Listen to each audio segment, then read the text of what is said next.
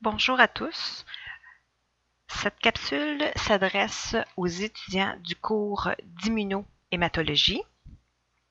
Donc, vous pouvez suivre la diapositive en même temps que mes paroles que je vous dirige au niveau des diapositives, puis je vous dis des petites directives. Nous allons commencer avec cette capsule qui parle des directives générale au laboratoire d'immunohématologie, surtout au niveau de la méthode de travail.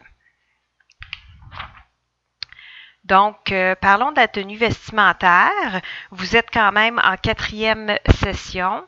Vous êtes des étudiants qui sont habitués à entrer dans un laboratoire en biologie médicale.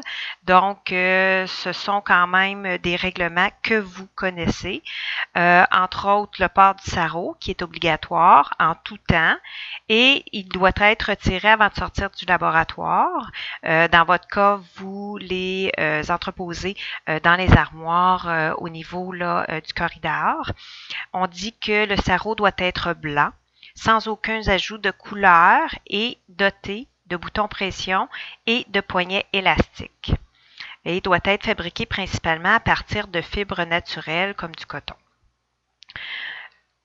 Vous devez avoir des pantalons couvrant les jambes jusqu'aux souliers.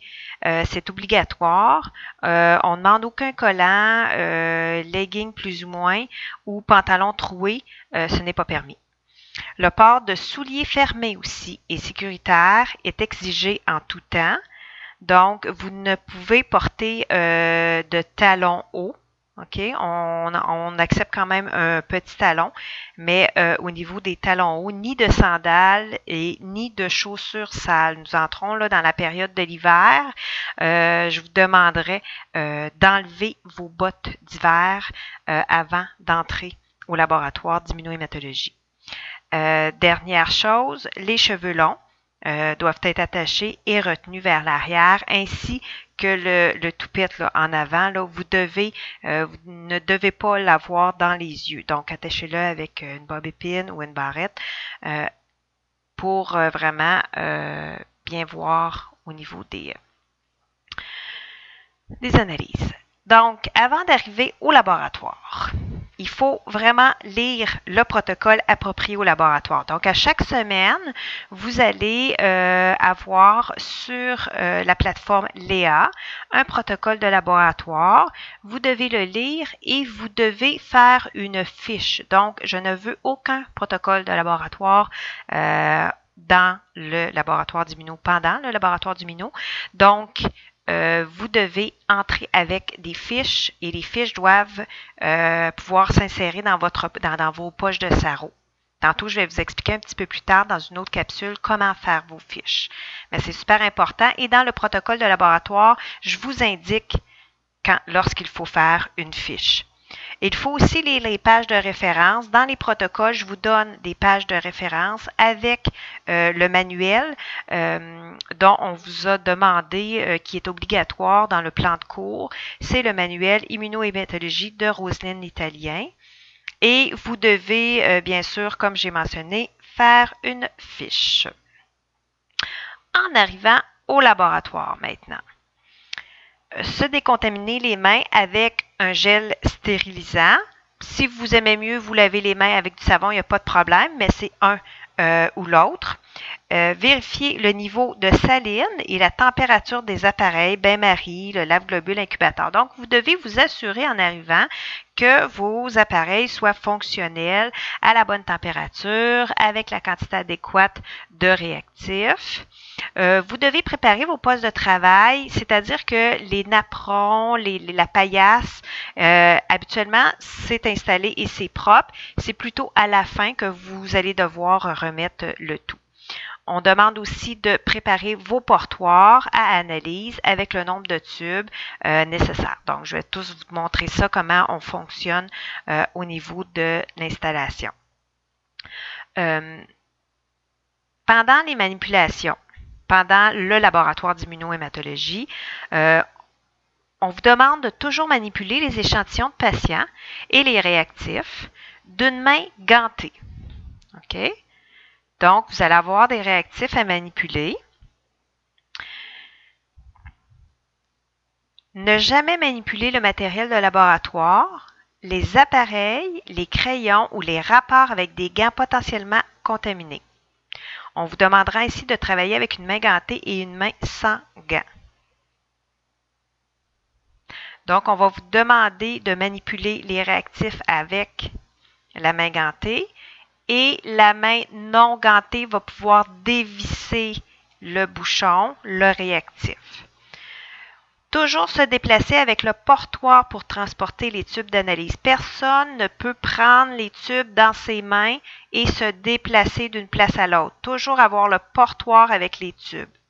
Les flacons de réactifs ne doivent jamais être laissés sur le comptoir. C'est-à-dire que les réactifs, ils sont dans un support précis et quand vous avez terminé du réactif, vous devez le remettre sur le support, sur le portoir. C'est des réactifs qui coûtent très cher et il ne faut vraiment pas les reverser. Prendre soin de ne pas contaminer les comptes-gouttes des réactifs et les flacons laveurs, bien sûr. À la fin du labo, disposer convenablement des déchets. Tout matériel contaminé, non tranchant, exemple des pipettes de transfert. On va travailler avec ça. Ils sont en plastique. On les met dans les poubelles à sac, ça va être à sac orange, nous, là, en laboratoire d'immuno, mais les poubelles molles, comme on dit, les gants, les napperons peuvent aller dans cette poubelle-là à sac orange. Tout objet tranchant, les tubes, les embouts de pipettes, donc dans la poubelle rigide rouge que vous allez avoir sur votre comptoir.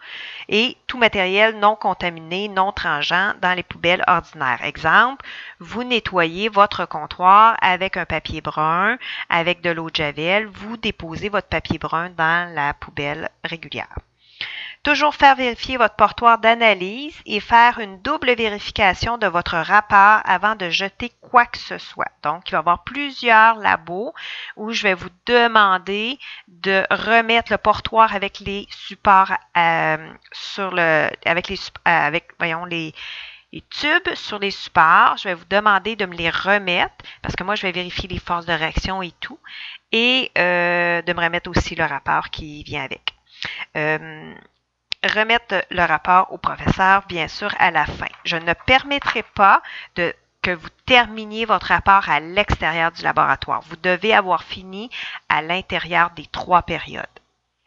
Je vais vous demander aussi à la fin du laboratoire de nettoyer les centrifugeuses qu'on appelle sérofuges en immunohématologie et les comptoirs avec une solution d'eau de javel 2%. Ils sont déjà préparés dans des flacons laveurs. Nettoyer les lave-globules en partant avec un cycle de lavage à vide. Je vais vous montrer lorsqu'on va utiliser les lave-globules. Éteindre et ranger les appareils lorsque nécessaire. Et enlever son sarrau et se laver les mains avec un savon désinfectant. Là, je ne veux pas que vous preniez du gel stérilisant. C'est vraiment avec du savon désinfectant pour la fin du labo. Les politiques à respecter. Afin de rendre l'évaluation équitable pour tous les étudiants, les séances de laboratoire doivent prendre fin à l'heure prévue à l'horaire. Je m'explique. Si vous faites un laboratoire et que vous avez le laboratoire qui termine la journée et qui se termine à 6 heures, donc vous ne pouvez pas plus dépasser le temps, même s'il n'y a pas d'autres groupes par la suite, parce que les groupes qui ont fini à 15h15, de 12h35 à 15h15, eux n'avaient pas de temps supplémentaire. Donc, il faut être équitable pour tous.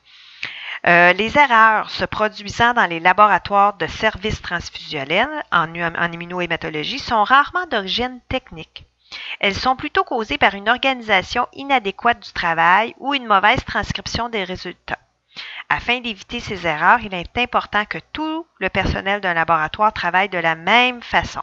C'est pourquoi nous vous demandons de respecter les consignes suivantes. Donc, c'est pour ça que je vous ai mis comme un petit dessin de tricot qui se répète. OK? Ce que je veux dire par là, c'est que je vais vous montrer des façons de travailler. OK? Et des façons d'inscrire les numéros sur les tubes, des façons de déposer le réactif en premier, le placement en deuxième, des choses comme ça, vice-versa. Et il va falloir vraiment respecter ces modèles-là. Vous n'êtes pas dans un laboratoire d'immunohématologie pour faire de l'artistique. C'est-à-dire que on est comme un petit peu comme une chaîne de montage. Il faut tous travailler de la même façon. Pourquoi? Parce que dans un laboratoire d'immunohématologie, il peut arriver qu'une personne derrière vous, votre collègue de travail, va prendre la relève. OK? Donc, si elle prend la relève, elle doit comprendre ce que vous avez commencé. Donc, il faut vraiment travailler de la même façon pour pas que la personne se cherche dans tout ça. Et c'est toujours des fois dans des moments critiques, stats, où on attend des transfusions pour un patient. Donc, c'est pour ça qu'il faut vraiment identifier ces tubes selon la méthode prescrite dans les protocoles. Et que ce soit dans le portoir, le bain-marie, le lave-globule, la centrifugeuse ou l'incubateur, tout tube non identifié ou incorrectement identifié sera automatiquement éliminé par l'enseignant. Toujours organiser votre portoir d'analyse selon la méthode enseignée et toujours compléter les rapports de la manière demandée. Super important. Le matériel maintenant, on se sert de tubes 10 par 75 mm. Donc, ce sont des tubes en verre. Ils servent aux réactions d'agglutination, à la décantation du plasma après centrifugation et au lavage des globules rouges. Les tubes doivent être propres et secs pour éviter tout risque d'hémolyse des hématies ou de dénaturation des plasmas ou des réactifs. Ils sont jetables. Donc, vous les jetez dans la poubelle rigide rouge. Les pipettes maintenant. On utilise maintenant des pipettes jetables en plastique. Ces pipettes produisent environ 40 gouttes par millilitre. Les pipettes doivent être propres et sèches. Il faut éviter au moment de la distribution que le liquide glisse le long de la paroi des tubes. La grosseur d'une goutte varie selon l'angle de la pipette. Donc, il convient de maintenir un angle constant.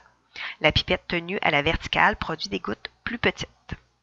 Les bains-maries, nous allons avoir cette année des bains-maries secs. Il faut vraiment vérifier la température. La température des bains-maries doit être vérifiée chaque fois qu'on les dépose des tubes, donc à chaque fois. Et on dit que les incubations à 20 degrés Celsius sont dites à la température de la pièce. Dans ce cas, un bain-marie n'est pas nécessaire, à moins que la température du laboratoire dépasse 24 degrés Celsius. Vous avez aussi les sérofuges que nous allons utiliser pour la centrifugation. C'est une technique d'accélérer l'agglutination des hématies. La vitesse de centrifugation doit être suffisante pour obtenir un surnageant clair et un clot d'hématie nettement déterminé qu'une légère agitation peut facilement disperser. Chaque laboratoire détermine la vitesse et le temps de centrifugation. La centrifugation est une étape cruciale et la négliger peut entraîner de faux résultats. Une trop grande vitesse provoque une fausse agglutination et une trop faible vitesse ne favorise pas l'interaction antigène-anticorps. Donc, voici les directives générales pour le cours d'immunohématologie. Merci.